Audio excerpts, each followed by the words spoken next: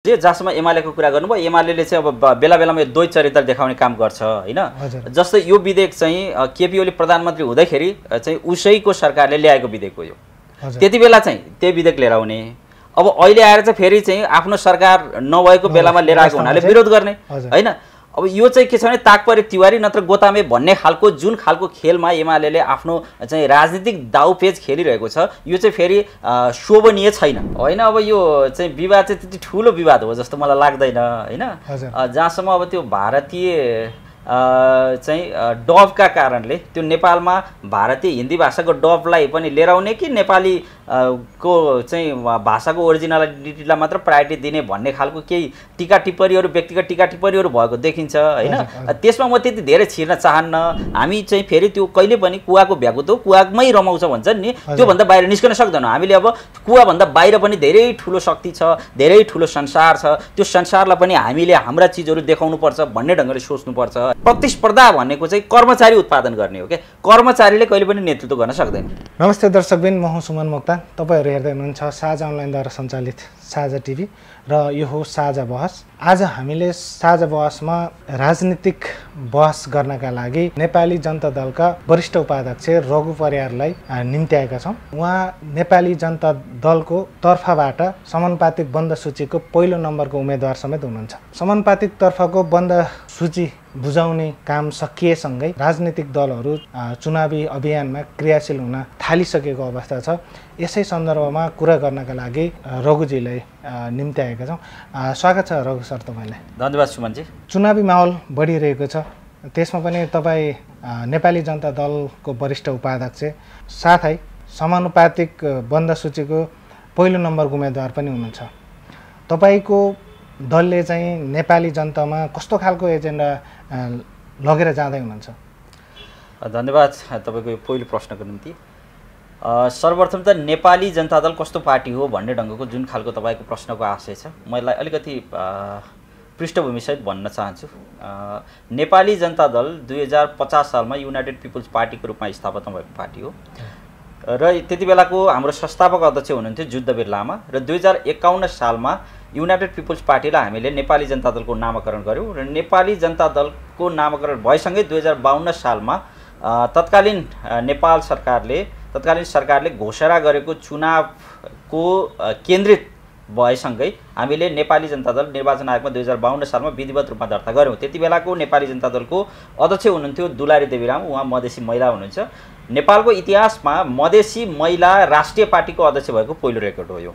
त्यस पछाडि हामीले निरन्तर रूपमा प्रत्येक चुनावहरूमा भाग लिँदै आइरहेका छौँ। प्रत्येक चुनावमा हामीले भाग लिँदै आइरहेका छौँ र हामीले स्थापना कालदेखि नै हामीले उठाउँदै आएको एजेन्डा भनेको के हो भनेदेखि संघीयता, गणतन्त्र, धर्मनिरपेक्षता, सामाजिक न्याय सहितको समावेशी र समानुपातिक प्रतिनिधित्वको हामीले निरन्तर रूपमा वकालत गर्दै आयौँ र यो निरन्तर वकालत सँगसँगै जब नेपालमा जनयुद्ध, जनआन्दोलन लगायतका जति पनि क्रान्तिहरू मार्फत एउटा परिवर्तनको स्थिति देखा पर्यो र गणतन्त्र, संघीयता, धर्मनिरपेक्षतालाई संस्थागत गर्ने परिस्थितिको जुन खालको वातावरण बन्यो त्यो हामीले निरन्तर रूपमा उठाइरहेको एजेन्डाहरू संस्थागत हुने काम भयो। यो चाहिँ जे परिस्थिति मार्फत संस्थागत भए पनि त्यसको जननी पार्टीको रूपमा नेपाली जनता दलले स्थापना कालदेखि नै काम गरिरहेको थियो र त्यसकारण हामी यो विषयहरूमा गर्व गर्छौँ। पहिलो कुरा। दोस्रो कुरो भनेको हामीले संविधान सभाको पहिलो संविधान सभाको मा हाम्रो 2 जना सभासदहरूको उपस्थिति थियो र दोस्रोमा चाहिँ 1 जना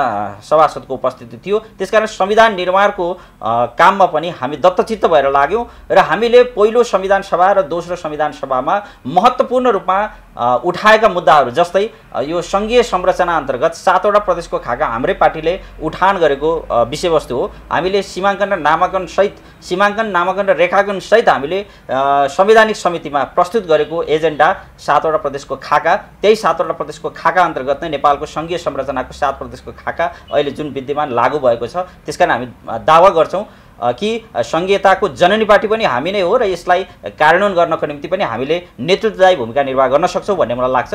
दोस्रो कुरा चाहिँ समावेशी र समानुपातिक मुद्दाको हिसाबले पनि हामीले समानुपातिक निर्वाचन प्रणाली, यो देश चाहिँ बहुजातीय बहुभाषीय र बहुसांस्कृतिक मुलुक हो र यहाँ चाहिँ विभिन्न जात जातिका मानिसहरू छन्, उनीहरूको भाषा संस्कृति फरक फरक छन्, उनीहरूका चाहिँ भोगाइहरू फरक छन्, उनीहरूका जीवनशैलीहरू फरक छन्। ती सबैको प्रतिनिधित्व हुने खालको निर्वाचन प्रणाली आवश्यक छ, जसले गर्दाखेरि नीति निर्माणका तहमा पनि एक खालको चाहिँ काम गर्नको निम्ति त्यो वातावरण तयार गर्नुपर्छ भनेर हामीले समानुपातिक निर्वाचन प्रणालीको निरन्तर रूपमा वकालत गरेका थियौँ। तर ठुला भनिएका दलहरू, प्रमुख भनिएका दलहरूले समानुपातिक निर्वाचन प्रणालीलाई चाहिँ अवहेलना गर्ने काम गरे, तिरस्कृत गर्ने काम गरे, मुखले राम राम बगलीमा छुरा भन्ने जस्तो गरेर उनीहरूले निरन्तर रूपमा बाहिर फोरमहरूमा बोले पनि चाहिँ संविधान सभाबाट बहुमतले अस्वीकृत गराउने कामहरू गरियो। त्यसमा हाम्रो खेद छ, तर पनि हामीले समानुपातिक निर्वाचन प्रणालीको निरन्तर रूपमा वकालत गरिरह्यौँ, जसका कारणले मिश्रित निर्वाचन प्रणाली चाहिँ प्रत्यक्ष र समानुपातिक गरेर त्यो दुईटैलाई मिक्स गरेर मिश्रित निर्वाचन प्रणाली लागू भएको छ र यही प्रणाली अन्तर्गत नै विभिन्न चरणको चुनावहरू भइरहेको छ। प्रत्येक चुनावमा हामीले भाग लिएका छौँ र त्यो चुनावहरूमा हामीले स्थानीय तहमा पनि प्रतिनिधित्व गर्ने अवसर पाएका थियौँ, सङ्घीय संरचना पनि हामीले प्रतिनिधित्व गर्ने अवसर पाएका थियौँ र अहिले जुन सङ्घ र प्रदेशको निर्वाचन हुन गइरहेको छ, यो सङ्घ र प्रदेशको निर्वाचनको निम्ति पनि हाम्रो दल लागिरहेको छ, हाम्रो दल क्रियाशील छ। प्रत्येक सङ्घ र प्रत्येक प्रदेश 7वटा प्रदेशमा हामीले उम्मेदवारी दिएका छौँ, बन्द सूची बुझाएका छौँ, समानुपातिको बन्द सूची बुझाएका छौँ। हामीले प्रत्यक्षमा पनि देशैभर हाम्रा क्यान्डिडेटहरू, हाम्रा उम्मेदवारहरू खडा गर्ने रणनीति पार्टीले लिएको छ। त्यही दिशामा हाम्रो पार्टीको पुरै ध्यान केन्द्रित रहेको कुरा यहाँहरूको बिचमा राख्न चाहन्छु। पछिल्लो समय अलिकति राजनैतिक दलप्रति चाहिँ जनताहरूको अलिकति असन्तुष्टि बढे जस्तो देखिन्छ, जसले गर्दाखेरि स्वतन्त्र उम्मेदवारहरू धेरै जन्मिरहेको अवस्था छ। यसमा चाहिँ तपाईँको पार्टीले कतिको ध्यान दिनुभएको छ कि केही यो सम्बन्धी यो स्वतन्त्रले तपाईँहरूले कतिको असर पर्ला जस्तो सोच्नु भएको छ? महत्त्वपूर्ण प्रश्न गर्नुभयो। कुरा के हो भनेदेखि नेपालमा प्रमुख भनिएका राजनीतिक दलहरू बिचमा र उनीहरूको नेतृत्व चाहिँ तानाशाही प्रवृत्तिबाट चलिदिनाले यी परिस्थितिहरू निर्माण भएका छन्। हेर्नुहोस्, बहुदलीय प्रतिस्पर्धामा, दलीय प्रतिस्पर्धामा, दलीय व्यवस्थामा राजनीतिक दलहरूको विकल्प हुँदैन। त्यसकारणले त्यो राजनीतिक दलले गतिलो काम नगरिदिँदाखेरि काम गर्न सक्ने वातावरण रहँदै पनि गतिलो खालको काम नगरिदिनका कारणले तमाम खालका जुन विकृति विसङ्गति देखा परेको छ नेपाली राजनीतिमा, त्यसको इगोको रूपमा चाहिँ स्वतन्त्र चाहिँ शक्तिहरू, स्वतन्त्र उम्मेदवारहरू निर्वाचनमा खडा हुने र त्यही खालको चाहिँ जनताको रोजाइ पनि हुने गरेको छ। यसले एक खालको चाहिँ सकारात्मक दिशातर्फ चाहिँ नेतृत्वलाई धकेल्नको निम्ति सफल भएको छ, एउटा कुरा। दोस्रो कुरा, प्रमुख भनिएका राजनीतिक दलहरू जो परम्परागत ढङ्गले चलिरहेका थिए, नेपालको राजनीतिलाई, नेपाली जनतालाई पनि जुन परम्परागत ढङ्गले राजनीतिमा परिचालन गर्ने खालको परिस्थिति जसरी उनीहरूले सिर्जना गरिरहेको थिए, ती परिस्थितिहरूका सन्दर्भमा पनि यिनीहरूले एकचोटि गम्भीर भएर सोच्नुपर्ने आवश्यकताको सिर्जना भएको छ। यिनीहरूले सामदाम दण्डभेद, दारू मछली नोट मा जसरी भोटको व्यापार गरिरहेका छन्, जनताको अभिमतलाई किन्ने खालको परिस्थितिको जसरी निर्माण गरिरहेका छन्, यी परिस्थितिलाई पनि चाहिँ तोड्नको निमित्त स्वतन्त्र राजनीतिक शक्तिहरूले, स्वतन्त्र उम्मेदवारहरूले जसरी यिनीहरूलाई थ्रेट दिने कामहरू गरिरहेका छन्, त्यसले चाहिँ एउटा पोजिटिभ भाइब्स चाहिँ जनतामा प्रदान गरेको छ। तर के छ भनेदेखि अब यो दलीय प्रतिस्पर्धामा, बहुदलीय प्रतिस्पर्धामा जुन हामी व्यवस्थामा छौँ, यो व्यवस्थामा चाहिँ फेरि दलको विकल्प रहँदैन। तर दलको विकल्प रहँदैन भन्दै पनि फेरि त्यो दलहरूको बीचमा जुन खालको तानाशाही प्रवृत्ति, निरङ्कुशता जसरी हावी भइरहेको छ, ती कुरालाई चाहिँ हामीले चिर्नै पर्छ। त्यो चिर्नका निमित्त नै हामीले एउटा वैकल्पिक राजनीतिक शक्तिको रूपमा यो देशमा स्थापित हुनुपर्छ भनेर निरन्तर रूपमा अन्य विचार मिल्ने समूहहरूसित पनि हामीले निरन्तर सम्पर्क, जनसम्पर्क, चाहिँ एकता, सहकार्य, तालमेल लगायतका विषयहरूमा हामीले निरन्तर रूपमा छलफल प्रक्रियाहरूलाई अगाडि बढाइरहेका छौँ। यी यावत कुराहरूले गर्दाखेरि नेपाली जनताले चाहिँ उचित एजेन्डा बोकेको, आफ्नो मुद्दा बोकेको, जनजीविकाका सवालमा काम गर्न सक्ने, देशको सवालमा काम गर्न सक्ने, राष्ट्रियताका सवालमा काम गर्न सक्ने दलहरूलाई नै छानेर उहाँहरूले आफ्नो अभिमत दिनुहुन्छ र यो देशलाई सुसंस्कृत बनाउने अभियानमा, यो देशलाई शान्ति, विकास र स्थिरताको दिशामा अगाडि लैजाने अभियानमा उहाँहरूले आफ्नो महत्त्वपूर्ण अभिमत दिनुहुन्छ र राजनीतिक दल को भूमिकालाई चाहिँ, महत्त्वपूर्ण भूमिकालाई चाहिँ उहाँहरूले चाहिँ एउटा महत्त्वपूर्ण ढङ्गले मूल्याङ्कन गर्नुहुन्छ भन्ने मलाई लाग्छ। पछिल्लो समय जुन राजनीतिक तहमा, जुन राजनीतिक हाम्रो राजनीतिक जुन परिपाटी छ यसमा अलिकति केही हलचल आए जस्तो देखिएको छ। जस्तै भर्खरकै कुरा गर्ने हो भने हाम्रो सामान्य राष्ट्रपतिज्यूले चाहिँ नागरिक विधेयकको चाहिँ अस्वीकार गरेको अथवा प्रमाणीकरण नगरेको अवस्था छ। यसमा तपाईँ नेपाली जनता दलको वरिष्ठ उपाध्यक्ष भएको हैसियतले तपाईँले कसैले निहाल्नु भएको छ? यो प्रश्नको उत्तर चाहिँ के हो भनेदेखि अहिले हामीले जुन संविधानको अभ्यास गरिरहेका छौँ त्यो संवैधानिक व्यवस्था अन्तर्गत राष्ट्रपतिले नेपाल सरकारले अनुमोदन गरेर राष्ट्रपतिलाई प्रमाणीकरणको निम्ति पठाएको कुनै पनि विधेयक अस्वीकृत गर्ने प्रावधान छैन। उसले त्यसलाई विचारोत्कलन गर्नको निम्ति भनेर फिर्ता पठाउन सक्छ। तर फेरि चाहिँ मन्त्री परिषदले जस्ताको तस्तै पठाइसकेको अवस्था हो नि त नागरिकता विधेयक, र अब चाहिँ राष्ट्रपतिको तहबाट फेरि त्यसलाई फिर्ता गर्ने अथवा अस्वीकृत गर्ने प्रमाणीकरण नगर्ने खालको परिस्थिति चाहिँ अब निर्माण गर्नु हुँदैन। किनभने त्यो अहिले हामीले जुन खालको संविधानको अभ्यास गरिरहेका छौँ त्यो संवैधानिक अभ्यासले पनि राष्ट्रपतिलाई त्यो खालको अधिकार दिएको छैन। अब जहाँसम्म त्यसभित्रका इन्टरनल कुराहरू छन् त्यो इन्टरनल कुरा चाहिँ के छ भने राष्ट्रपति जस्तो महत्त्वपूर्ण पदमा बसेको व्यक्तिले चाहिँ त्यो इन्टरनल कुराहरूलाई म्याटर बनाउनु हुँदैन, इस्यु बनाउनु हुँदैन।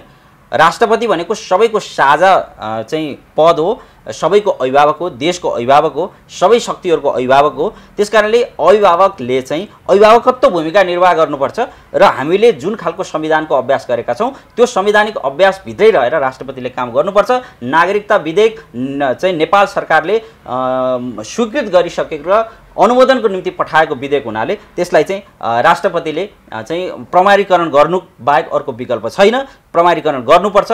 अब त्यो भित्रको विभिन्न तपसिलका कुराहरू चाहिँ त्यो चाहिँ अब सदनमा छलफल भएको हुने कुराहरू हुन् होइन। राष्ट्रिय सभा छ, हामीसित प्रतिनिधि सभा छ, त्यहाँ छलफल हुने कुराहरू हुन्। राजनीतिक दलहरूका विभिन्न फोरमहरू छन्, त्यो फोरमहरूमा छलफल हुने कुरा हुन्। तर नेपाल सरकारले चाहिँ जस्तै प्रतिनिधि सभाले पनि पास गरिसक्यो, राष्ट्रिय सभाले पनि पास गरिसक्यो र चाहिँ मन्त्री परिषदले पनि पास गरिसकेको विधेयकलाई चाहिँ उहाँहरूले जुनसुकै नागरिकता विधेयकको मात्र कुरा होइन अरू जुनसुकै विधेयक भए पनि राष्ट्रपतिले चाहिँ त्यसरी फिर्ता गर्ने त्यसलाई चाहिँ प्रमाणीकरण नगर्ने चाहिँ गर्नु हुँदैन। अहिलेको हाम्रो संविधानलाई टेकेर जाने हो भने हाम्रो संविधानको दायराभित्र, किनभने संविधानको चाहिँ संरक्षक, सबै कुराको संरक्षक, सबै कुराको अभिभावक चाहिँ राष्ट्रपति हुनाले त्यसको बर्खिलापमा राष्ट्रपति जानु हुँदैन भन्ने मलाई लाग्छ। जुन तपाईँले भन्नुभयो नि एकचोटि फिर्ता पठाइयो फेरि विचार गर्नको लागि, फेरि छलफल गर्नको लागि, त्यो फेरि फिर्ता गइसकेपछि राष्ट्रपतिले प्रमाणीकरण गर्नैपर्छ भन्ने अभिव्यक्ति तपाईँले दिनुभयो।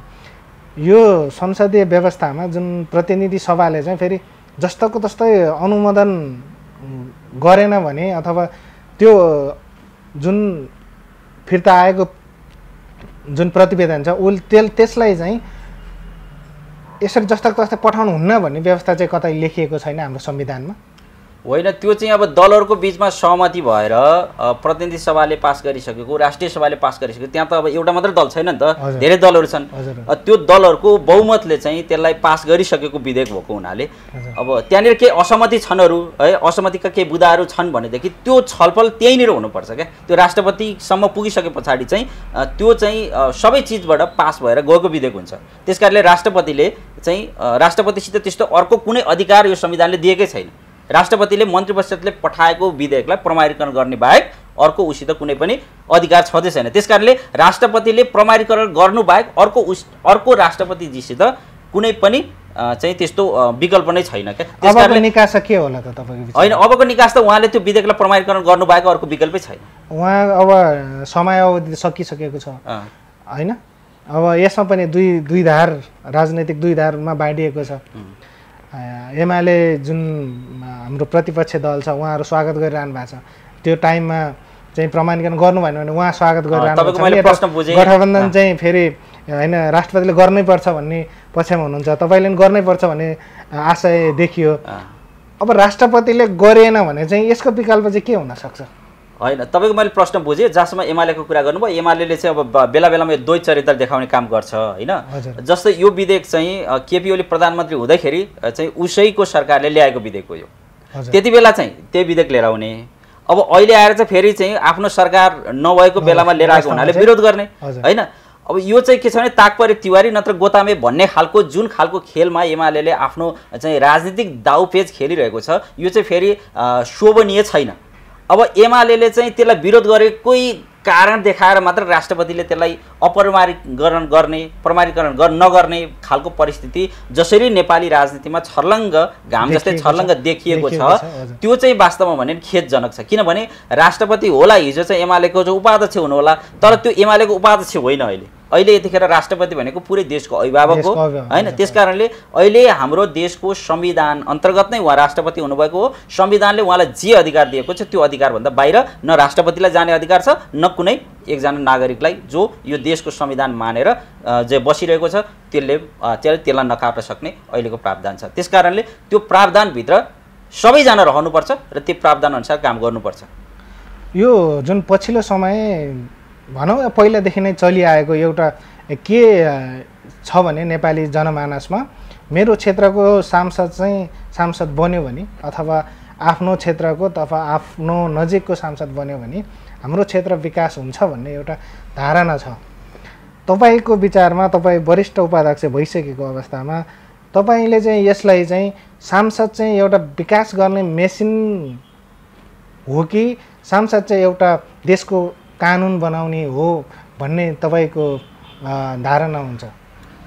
यस्तो हो, सांसद भनेको मेसिन पनि होइन हैन, ऊ चाहिँ एउटा प्रतिनिधि हो। जनताले कस्तो सोचिरहेछ भने सांसद भनेको प्रतिनिधि हो हैन, जनताको प्रतिनिधि। जनता जस्तै त्यो चाहिँ अब सरकारले निर्माण गरेको जुन विभिन्न खालका संरचनाहरूमध्ये चाहिँ व्यवस्थापिका संसद पनि एउटा संरचना हो। त्यो संरचना चाहिँ कसरी तयार गर्ने प्रावधान छ त भन्दाखेरि जनताले चुनेका जनप्रतिनिधिहरूको माध्यमबाट त्यो व्यवस्थापिका संसद चाहिँ चल्ने गरेको। छोटकरीमा भन्दाखेरि संसद चाहिँ ऐन कानुन बनाउने जुन विकासको लागि चाहिने ऐन कानुन सरकारी हाम्रो संविधानमा टेकेर जुन ऐन कानुन बनाइन्छ त्यो बनाउने हो कि संसदले विकास गर्ने हो? हैन, सांसदले चाहिँ के भने त्यो आफ्ना एजेन्डाहरू राख्ने हो र त्यो एजेन्डाहरू राखे अनुसारले सरकारले जस्तो खालको नियम कानुन चाहिँ बनाउँछ त्यो नियम कानुन त्यहाँ प्रस्तुत गर्छ र त्यहाँनिर उसलाई मन परेका कुराहरू मन नपरेका कुराहरू राख्छ र त्यसलाई संशोधन लगायतका विभिन्न क्रियाकलापहरू हुन्छन्। ती क्रियाकलापहरूमा भाग लिने र उचित लागेको ऐन नियमहरू बनाउने हैन, त्यसलाई राय सुझाव दिने, आफ्ना क्षेत्रको चाहिँ विकासका निमित्त योजनाहरू प्रस्तुत गर्ने, योजनाहरू दिने हैन, अनि त्यो योजनाहरूलाई स्वीकृत गराउने, बजेट पारित गराउने, बजेट लिएर आउने र त्यो बजेट अनुसारका उसको मातहतमा रहेका संरचनाहरूलाई चाहिँ विकास निर्माणका लागि भनेर तयार गरिएका संरचनाहरू छन्, ती संरचनाहरूलाई उनले निर्देशन गर्ने र त्यो निर्देशन अनुसारको क्षेत्रलाई चाहिँ विकास निर्माणमा जोड्ने काम चाहिँ सांसदको हो। मैले यो प्रश्न पनि तपाईँले किन गरिरहेछ भन्दाखेरि संसद कोष भनेर त्यहाँ केही रकमहरू हुन्छ जो चाहिँ सांसदहरूमा बाँडफाँड गर्ने चलन छ, धेरै विरोध पनि भइसकेको छ हैन। त्यही भएको कारणले तपाईँको दलले चाहिँ कसरी लिनुभएको छ भन्ने आधारमा चाहिँ मैले तपाईँले यो सोधेँ होइन। अब त्यो क्षेत्रको विकासको निमित्त सांसदले यति बजेटसम्मको चाहिँ योजना चाहिँ बनाउन सक्ने भनेर जुन क्षेत्राधिकार दिएको छ त्यो अन्तर्गत नै रहेर सांसदले चाहिँ त्यो योजनाहरू निर्माण गर्छ, बजेटहरू त्यही अनुसारले विनियोजन गर्ने प्रावधान छ। त्यो चाहिँ चाहिन्छ, किनभने नत्र त्यत्रो जनप्रतिनिधिले के को आधारमा कुन जगलाई टेकेर चाहिँ उसले विकास निर्माणका गतिविधिहरूलाई सञ्चालन गर्छन् त भन्ने कुराहरू हुन्छन्। फरक प्रसङ्ग बदलौँ, तपाईँ एउटा चलचित्र निर्माण गर्ने व्यक्ति होइन, अहिले राजनीतिमा पनि आउनु भएको छ। यो राजनीतिले चलचित्र क्षेत्रलाई चाहिँ कतिको असर पर्दो रहेछ? होइन, यस्तो छ, म चाहिँ सानैदेखि कला साहित्य सङ्गीत संस्कृतिको विद्यार्थी हो। त्यसकारणले यो क्षेत्रप्रति मेरो पहिलेदेखि चाख थियो। म कुनै न कुनै तरिकाले चाहिँ स्कुल लेभलदेखि नै कुनै न कुनै तरिकाले यो क्षेत्रसँग सम्बन्धित रहेको थिएँ। जहाँसम्म पोलिटिक्सको कुरा छ, पोलिटिक्स चाहिँ के हो भनेदेखि चाहिँ एउटा भनाइ छ क्या, मैले यो भनाइ धेरै ठाउँमा पनि जोड्ने गरेको छु, अहिले पनि म जोड्न उपयुक्त जस्तो हुन्छ जस्तो लाग्यो। तिमी राजनीति गर या नगर तिम्रो खुसी, तर तिमी राजनीति गर्दैनौ भने तिमीलाई तिमीभन्दा कमजोर मान्छेले तिमीमाथि नै शासन गरिरहेको हुनेछ भनेको छ क्या। यो भनाइबाट म अभिप्रेरित थिएँ पहिलेदेखि। त्यसकारणले कुनै न कुनै ढङ्गले राजनीतिसँग जोडिएँ। राजनीति भनेको फेरि श्रेष्ठ नीति, सबै चिजलाई चलाउने नीति राजनीति, सबै क्षेत्रलाई चलाउने नीति राजनीति। त्यसकारणले राजनीति श्रेष्ठ नीति हो। जस्तै तपाईँको अब चलचित्रको कुरा गरिहाल्नु भयो, म चलचित्र निर्माणमा पनि छु केही दशकदेखि। त्योभन्दा अगाडिदेखि नै म औपचारिक रूपमा राजनीतिमा थिएँ होइन। मैले लामो समयसम्म वामपन्थी राजनीति गरेँ। अब अहिले चाहिँ अब नेपाली जनता दल एउटा वाम लोकतान्त्रिक दलमा आबद्ध छु। अहिले त्यसका पनि केही कारणहरू छन्, मैले धेरै ठाउँमा भनिसकेको छु। वाम लोकतान्त्रिक दल नेपाली जनता दलमा अहिले मैले 2 कार्यकाल भयो, एउटा महाधिवेशनबाट निर्वाचित वरिष्ठ उपाध्यक्षको रूपमा अहिले क्रियाशील छु। तर के छ भनेदेखि तपाईँको ठ्याक्कै प्रश्नमा कुनै पनि क्षेत्रलाई राजनीति गर्ने व्यक्तिले राजनीतिक क्षेत्रले चाहिँ असर गर्दैन, त्यसले बरु प्लस गर्छ। किनभने जस्तै चलचित्र क्षेत्रमा पनि चाहिँ त्यसमा आएका विकृति विसङ्गति लगायतका चिजहरूलाई निरूपण गर्नको निमित्त एउटा नीति नियम बनाउने, नीति तथा योजनाहरू बनाउने ठाउँ भनेको चाहिँ फेरि राजनीति नै हो, राजनीतिक पाटोबाटै हो होइन। यो मात्र होइन, अन्य क्षेत्रहरू जस्तै मेरो व्यापार बिजनेसका कुराहरू छन् होइन, त्यो व्यापार बिजनेसलाई पनि योजना बनाउने, योजना तर्जुमा गर्ने, त्यसलाई ह्यान्डल गर्ने, नीति निर्माणहरू गर्ने त फेरि राजनीतिलाई हो होइन। विद्यार्थी क्षेत्रको, पेसागत क्षेत्रका होइन, युवाहरूलाई, तमाम चाहिँ महिलाहरूलाई, दलितहरूलाई, उत्पीडितहरूलाई चाहिँ सम्पूर्ण चिजलाई चाहिँ व्यवस्थापन गर्ने र त्यसलाई चाहिँ उचित ट्र्याकमा लिएर आउने, नीति निर्माण गर्ने, योजना तर्जुमा गर्ने त फेरि राजनीतिबाटै हुन्छ। त्यसकारणले राजनीतिले कुनै पनि क्षेत्रलाई असर गर्दैन, बरु त्यसलाई सघाउने काम गर्छ। जस्तै तपाईँको मित्र राष्ट्र भारतकै कुरालाई अलिकति मलाई जोड्न मन लाग्यो। त्यहाँनिर चाहिँ 101 भारतीय दिग्गज कलाकारहरू चाहिँ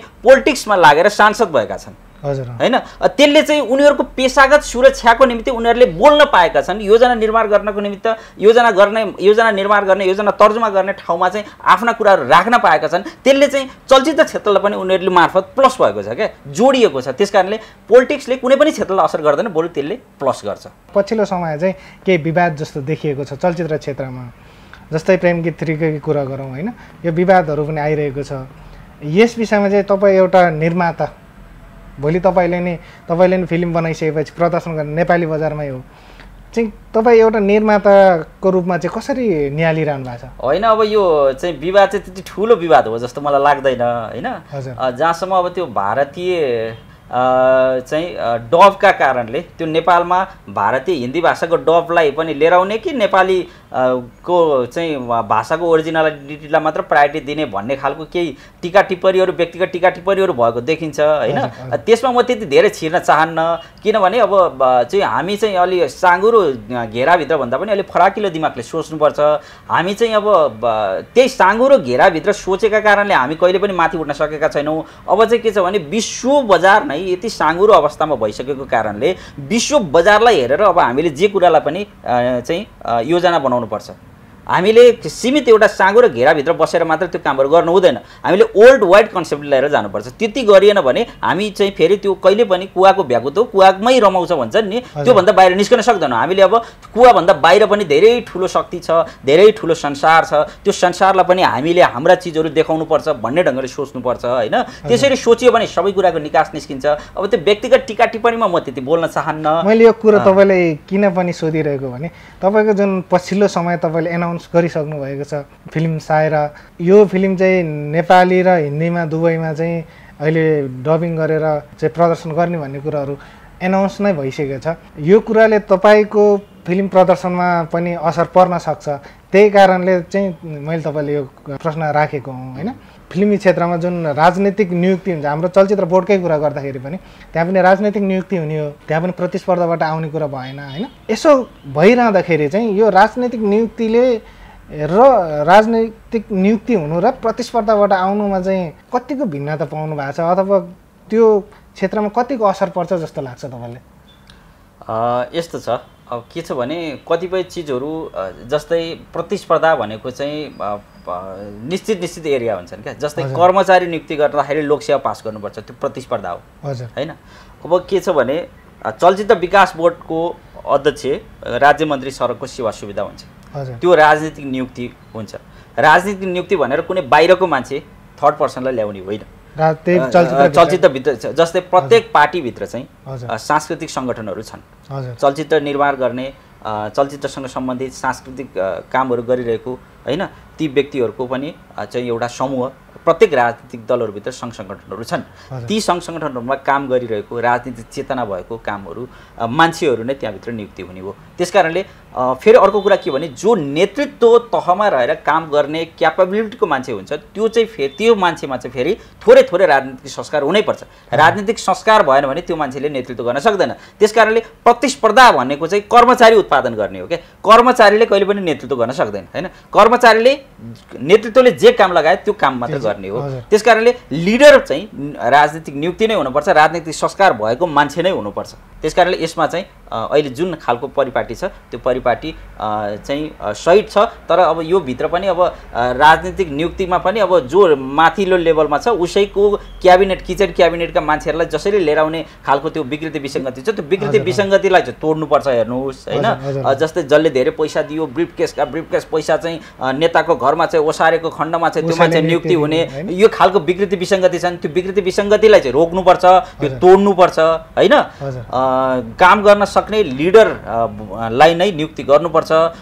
त्यो चाहिँ अब त्यो विभिन्न राजनीतिक दलहरूभित्र पनि चाहिँ त्यो खालको चाहिँ एक खालको अन्डरस्ट्यान्डिङ चाहिँ हुनुपर्छ।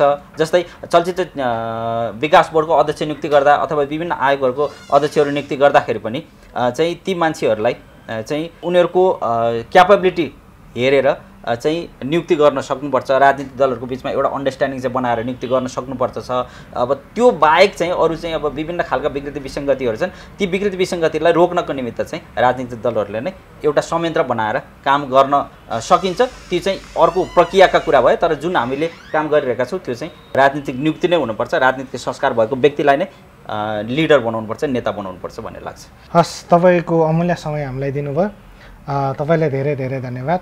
तपाईँको पछिल्लो फिल्म जुन एनाउन्स गरिसकेको छ सायरा, उसले नि सफलता मिलोस् र तपाईँको जुन अहिले तपाईँ समानुपातिकबाट पहिलो नम्बरमा पर्नुभएको छ यसमा पनि तपाईँको सफलता मिलोस्। तपाईँलाई हाम्रो कार्यक्रममा आइदिनु भयो, तपाईँले धेरै धेरै धन्यवाद। हुन्छ सुमनजी, तपाईँले पनि आफ्नो महत्त्वपूर्ण समय दिनुभयो, आफ्नो टेलिभिजनको यो लोकप्रिय कार्यक्रम साझा बहसमा निमन्त्रणा गर्नुभयो, आफ्ना भनाइहरू राख्ने अवसर दिनुभयो।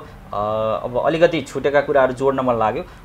कुरा के हो भनेदेखि म निर्वाचन आयोगले बन्द सूची मागेको थियो समानुपातिक उम्मेदवारको, त्यसमा नेपाली जनता दलले पनि सङ्घ र 7वटा प्रदेशमा आफ्नो उम्मेदवारीहरू प्रस्तुत गरेको छ। त्यसमा समानुपातिक तर्फबाट सङ्घको तर्फबाट म पहिलो नम्बरको उम्मेदवारको रूपमा पार्टीले सिफारिस गरेको छ। म पार्टी पङ्क्तिका सम्पूर्ण साथीहरूलाई धन्यवाद दिन चाहन्छु र एउटा काम गर्न जोस र जाँगर बोकेर तपाईँहरूको बिचमा आएको छु। तपाईँहरूले यो कुरालाई चाहिँ मध्यनजर गर्दै एउटा काम गर्न सक्ने मान्छेलाई, काम गर्न सक्ने व्यक्तित्वलाई, लिडरलाई यहाँहरूले चुन्नुहुनेछ, आफ्नो महत्त्वपूर्ण अभिमत चाहिँ दिनुहुनेछ भन्ने कुरा पनि यहाँहरूको बिचमा राख्न चाहन्छु। हस्, धन्यवाद। हस्, धन्यवाद।